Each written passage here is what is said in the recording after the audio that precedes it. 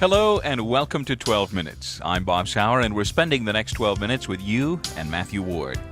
Since the second chapter of Acts stopped touring, Matt's ministry has been moving in a new direction. I thought I wanted to go into record production, which is, as it turns out, what I've been doing mostly the last couple of years. And it's been great. I've been able to work with some really nice people, some good artists that really love the Lord a lot, and it's been a real blessing for me to work with them. It's been good for both parties, you know. I've been able to put in all my years of knowledge being in the studio, I've been able to put into them a little bit and get them to maybe shine a little bit more and without changing their character or what they do, just try to help it some. And it's been a real blessing to let the Lord use me that way in people's lives. Matt, was it a surprise that your ministry has actually moved in the direction you thought it would? Yeah, I was real surprised because a lot of times when I think I have God figured out a little bit, he always throws me a left curve. And this is one of those times when I really felt like this is what the Lord wanted me to do. And by golly, it is what the Lord wanted me to do, you know, so it's been really great. Your work as a producer has been met with considerable acceptance. For example, the album you produced for Rick Crawford has yielded 2 top 10 singles. That has to feel good. Yeah, it's a real blessing. It reinforces, at least in my own thinking and in my heart, that I am doing what I'm supposed to be doing. I just kind of put that before the Lord when I started. I said, you know, it wasn't based on success, but it's nice to see that the Lord is using those things and that I'm not just shooting blanks in the dark, you know. Matt, your music varies from inspirational praise to rock and roll. Do those transitions present challenges at times? Well, yeah, it really does. I like doing that a lot because it lets me, as an artist, and also, you know, as an artist, it lets me just feel a lot freer to do different styles of music.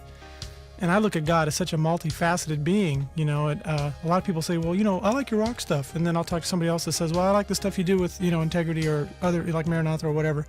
I like your worship stuff. I like your slower stuff. So I don't know, maybe it's God's way of letting people have both, you know.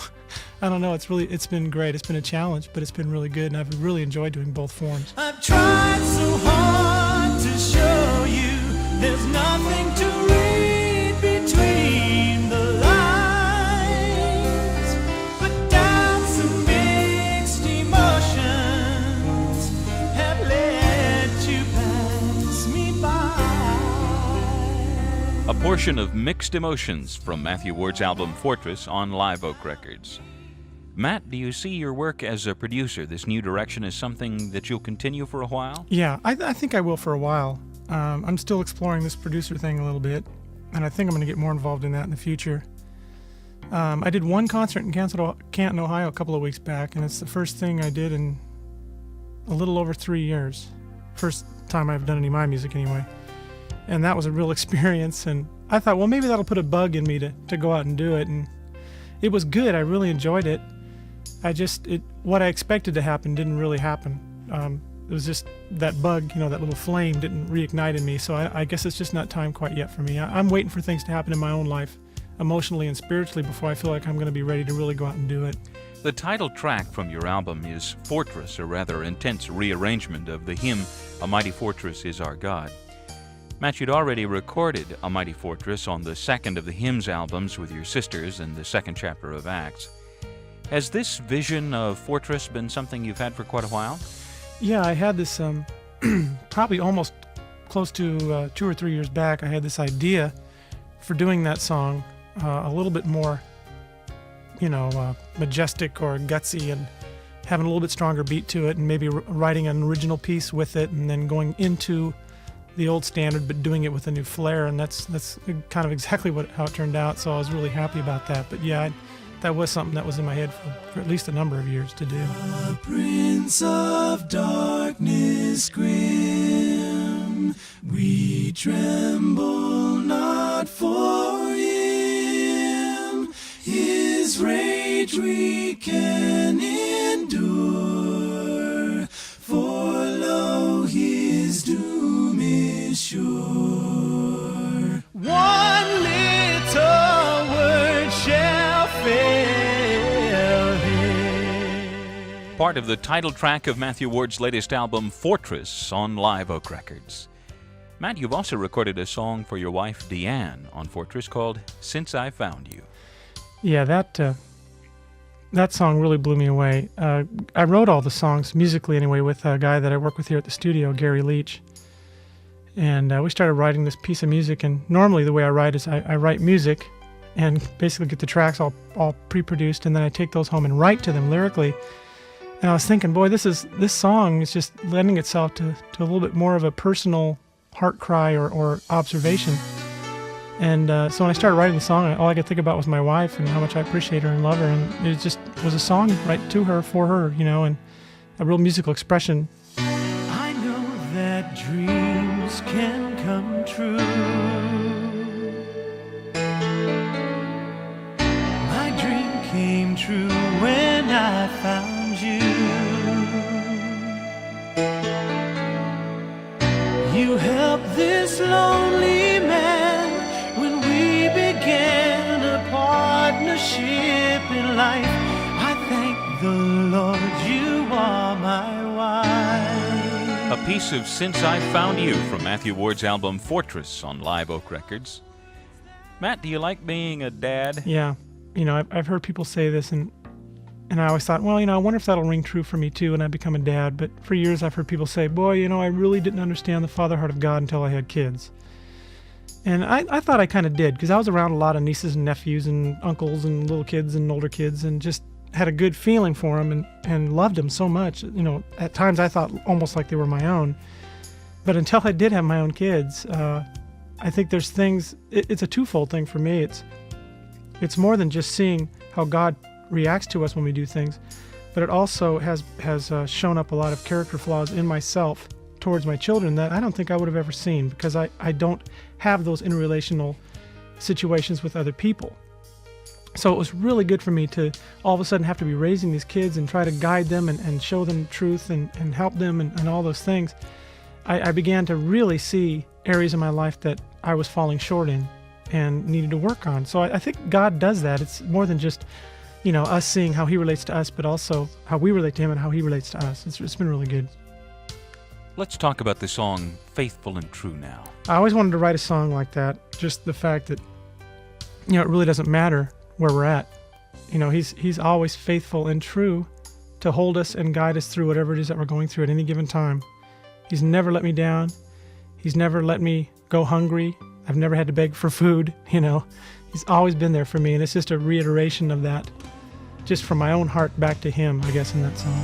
Faithful and true, you're always there to hold me when I can't stand, giving me strength to rise above the darkness when I can't see. How can I doubt when you've been so true to me? Just a portion of Faithful and True from Matthew Ward's album Fortress on Live Oak Records. Matt is the subject of these 12 minutes, and I understand, Matthew, that one of the interesting parts of getting Fortress finished was the adventure of shooting the album cover.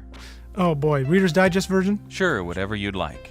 We originally got up real early in the morning, way before the sun came up, left LA, picked up the photographer, drove out to the desert, looking for this place, couldn't find it, got lost. Sun came up, we totally blew our sunrise shot, that's what we were going for.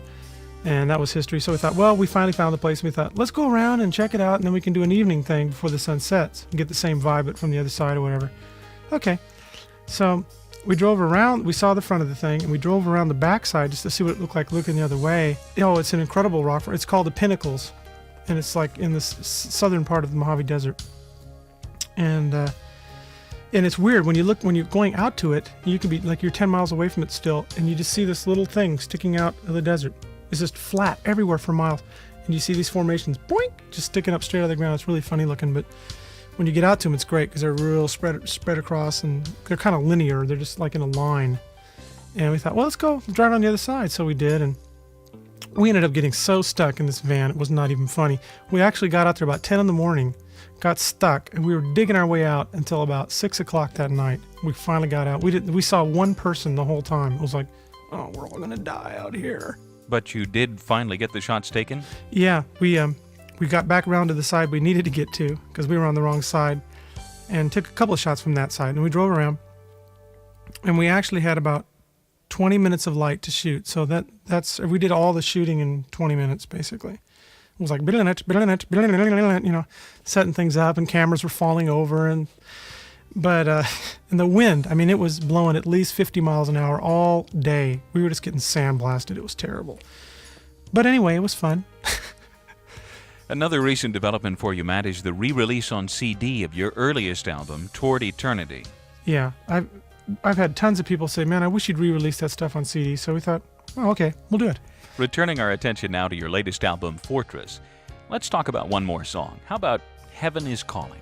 I was really trying to address the need for a particular person who doesn't know Christ to have a relationship with him because we are eternal beings. We're not temporal, as so many people believe. You think when you're in the ground it's over, it doesn't matter.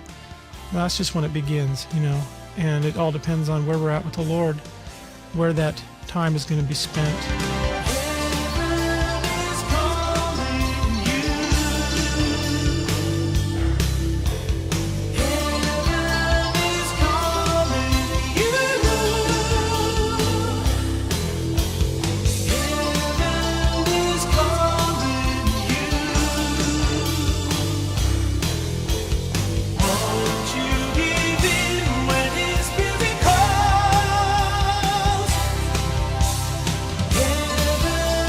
Heaven is Calling, just one of the songs from Matthew Ward's latest album, Fortress.